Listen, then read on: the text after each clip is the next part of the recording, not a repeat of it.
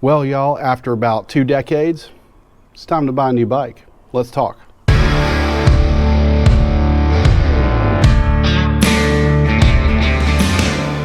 Improve visibility and safety with lights from Eagle Lights. With a stable full of lighting and lighting accessories, Eagle Lights has got you covered in terms of upgrades to your motorcycle. Whatever lighting upgrades you need, there's a good chance that Eagle Lights has it. There's a link in the description of this video that will give you 15% off of your total order with Eagle Lights, or use promo code BurrowsPoint at checkout for 15% off your total order. This is a great way for you to save $1 and for you to support the channel as well. And now let's get back to the video. So for those of y'all who follow my channel, y'all may have heard this before, but I bought my first bike at the age of 19 years old. And my first bike was a Kawasaki 650R. And it was brand spanking new. If I remember correctly, I think that was the year that that model had just come out. So it was a brand new bike model, brand new bike. And when I got on it, it had the new bike smell, had the break-in period, had to do all that good stuff. And it was pretty awesome having that new bike experience. And ever since then, I've been riding motorcycles, all kinds of different types of motorcycles. I've ridden my 650 Standard, I've ridden sportier motorcycles, I've ridden sport touring motorcycles, and I got my current touring motorcycle, the Kawasaki Vulcan Voyager. Now, nothing against my Voyager, but she's getting a little long in the tooth. And I've been thinking long and hard about my motorcycle situation. And I have decided, since I'm entering my 4th decade on this planet, that I'm going to treat myself to a new motorcycle. A brand spanking new motorcycle. I want something with 1 mile on the odometer. And in doing this, it opens a whole world of possibilities of what I can get and what I'd like to do. And certainly with budget and everything else in mind, I'm definitely going to keep all that in mind. So instead of specifically focusing on brands, I have decided to focus on features. These are the things that I have to have on the motorcycle. These are the things I really, in order for me to buy it, this is what I've got to have. So first thing is engine size. I got to have something over 1,000 cc's. I want something to have enough power to take me down the road, take it on long hauls. I want to be able to eat the miles and do so comfortably and have enough power to go do whatever it is that I would like to do. The second thing is I have to have something with cruise control. My riding style, I like to go out and crush miles, and I really want to be able to set the cruise control on the slab when I go out and I have to go do a positioning ride or something like that. When I'm doing a lot of miles and I just want to crush miles and I'm doing so on the interstate or something like that, I want to be able to set the cruise control. So that's a must-have. The third thing is I really would like a fairing. So I know there's a lot of motorcycles out there that have a windshield and they provide a good bit of protection, but I specifically want something with a full fairing on the front. I want to be able to ride 4 seasons weather. I'm a 4 seasons rider anyway, so I need something that'll deflect the wind, the rain, and everything else off of me, so I have to have a full fairing. On that, I have a strong preference that it be a frame mounted fairing instead of a handlebar mounted fairing. On my current Voyager, my fairing is frame mounted, and I believe there's a lot of benefit that comes to that. It helps with stability and all that other stuff, so I have a strong preference for a frame mounted fairing, but I'm not completely married to it, so there's that. The next thing I have to have is it at least needs to be a bagger with the ability to put a sissy bar on there to put a bag on it. Preferably, I would like a full dress bagger, but that's not mandatory. I know to keep my options open a little bit, I want to be able to pack a lot of luggage and go. So whether it be a tour pack or whether it be a sissy bar that you can put a big bag on, I'm open to either. I just need hard cases on the sides. It has to be a bagger type motorcycle. Next up, I want to talk about engine type. So I have a strong preference towards a V-twin type motorcycle.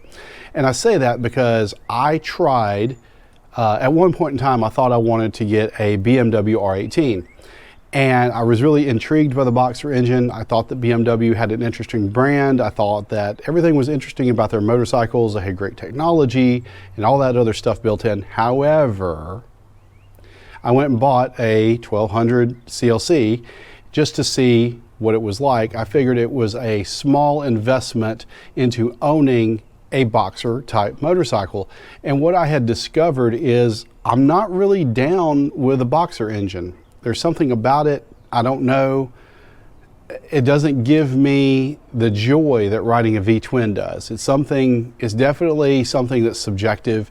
There's definitely no objective quality to this whatsoever.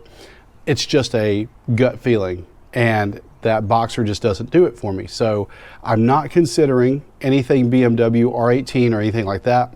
I might test ride it just to test ride it, but it's really not seriously in the contention. Also, and y'all are going to laugh at me on this, but also I owned a ST1300 Honda, and I loved that sport touring motorcycle. It was an amazing bike.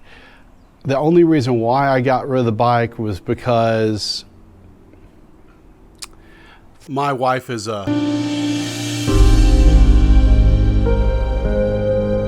all because of strong female persuasion. Let's just put it like that. Wife was pretty pissed. She wanted me to get rid of it for whatever reason, and that was probably one of the biggest regrets that I have of owning a motorcycle in my life, is selling my 1300 ST. But I was really enamored by the engine in that bike, that the engineering. I loved my little sewing machine. It sounds kind of like a sewing machine when it's idling or whatever. I love that thing. And so I would not be opposed, with reservation, of course, with reservation. I would need to test ride it and all this other stuff. But I would not be opposed to a Honda Goldwing.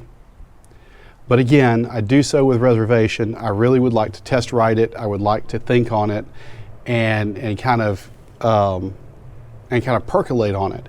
But a Honda Goldwing is not outside the question. And so that's really my overarching criteria. Another like to have is lowers, or the ability to put lowers on there.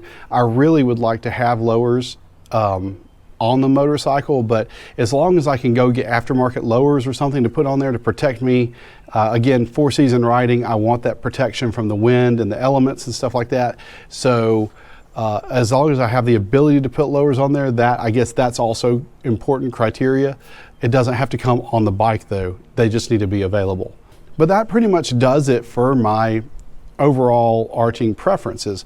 So where does that leave me, and what am I actively considering? Well, first and foremost, I am considering buying a new Vulcan Voyager. I like my Vulcan Voyager. It's a great bike. I believe that with the right modifications, it makes a great and awesome touring machine.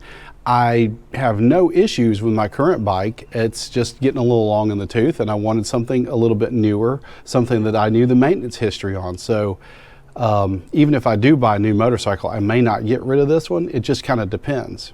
Vulcan Voyager is definitely top of the running. I am very much considering buying a new Voyager, and let's just see how that goes. But also, I am open to other options as well. I've been looking at Indian Challengers, and I really like the styling on these motorcycles. I like that shark nose on that particular motorcycle, the headlight design. Everything about the Challenger it looks really good to me. I just really like it. And I could see myself riding the Challenger. It's got an updated technology suite. It's got ride command. It's got all those cool things. It meets all my must-haves on the motorcycle. So I'm definitely looking at an Indian Challenger. Likewise, looking at the Pursuit as well. That's also in the running. And then again, I may take the plunge and say Harley Davidson. I'm looking at Harley Davidson Road Glide. It's a great bike. You can accessorize it greatly, and it's ubiquitous. There's a lot of Road Glides out there, and a lot of folks love them. And in fact, if you take a look at the used motorcycle market, you see a lot of ultra classics, but you don't see that many Road Glides. So it makes you wonder about these bikes. That tells me that people are holding on to these motorcycles and they're riding the crap out of them. So definitely am looking at a Road Glide. Likewise, I also would not be opposed to a Harley Davidson Lowrider ST. I've seen these motorcycles.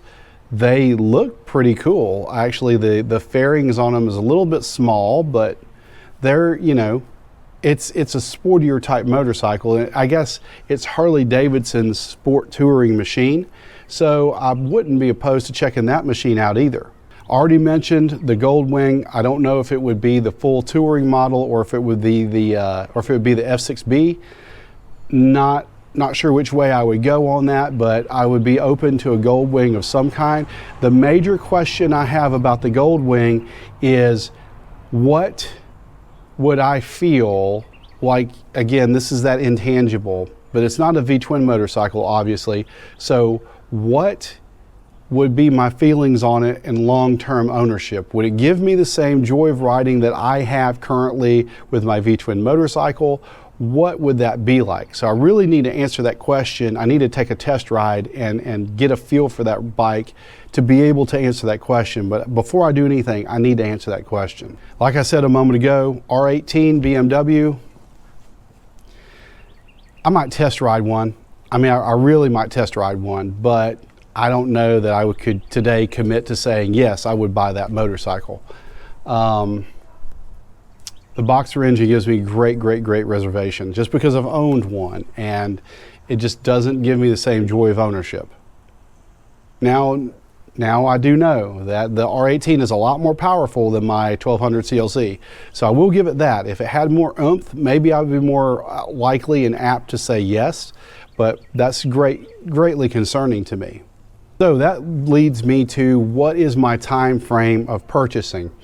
And I would say that I'm not in any hurry to buy a motorcycle for this riding season. I'm happy with my Vulcan Voyager right now. I will probably, God forbid anything happens, I am committed to riding it through the rest of this riding season.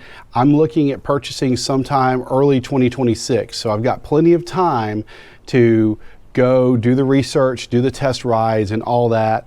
I'm really excited to embark on this journey, actually, because it's a world of possibilities. And these are bikes that I've never ridden before. I've never considered a Harley Davidson before. I've never considered an Indian, just because I had my Voyager. I picked it up at a great price, and I wanted something, and it happened to be right place, right time. And I found the Voyager, and I thought they were really interesting bikes, so I'm glad that I've owned it. And I don't think that I would be able to strike at the larger V-twin baggers or larger V-twin motorcycles, touring motorcycles. I don't think I would be ready to own something like a Road Glide or to own something like a Pursuit if I didn't have this bike, because I think this was a little bit of a way for me, just like with the 1200 CLC, this was a way for me to get into these larger type touring motorcycles, to do so safely on a lower budget. And if I didn't like it, I wouldn't be losing $30,000. I'd be out under 10. So I'm grateful for this bike. Don't get me wrong, I'm not hating on this Kawasaki bike at all. But like I said, I'm interested and excited to take a next step.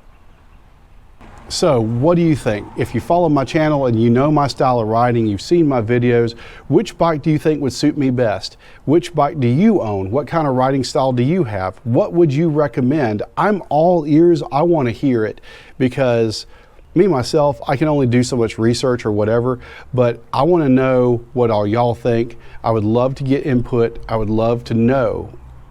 And if you own a motorcycle dealership, or you're a salesman at a motorcycle dealership, and you're somewhere here in the Southeast and you want to try to help me out and help me down this journey and help me kind of figure out what kind of motorcycle I should be getting, please comment below. I'd love to chat with you. I'd love to work with y'all.